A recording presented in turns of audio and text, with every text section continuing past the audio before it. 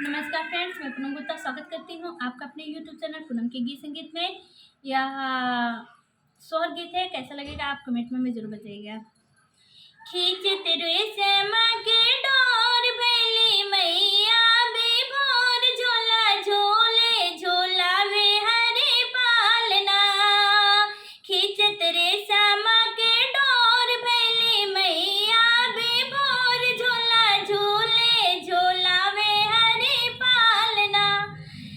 बादल रेशम के डोर सोने पालना, बादल रेशम के डोर सोने पालना।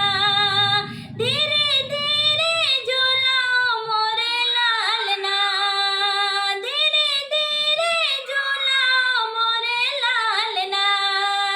जड़ल चांदी जहोर में सोवल नंद किशोर, झूला झूले झूलावे हरे पालना।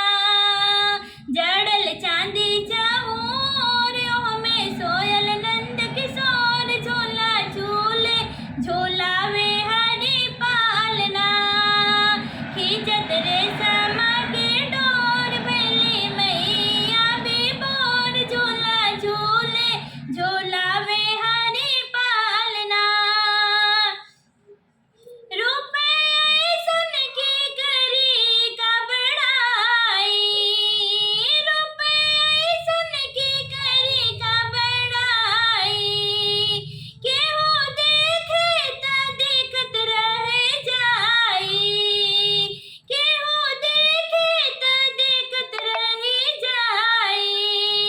नाक सुगन के डोर, काया कंचन श्याम किशोर, झूला झूले झूलावे हरे पालना।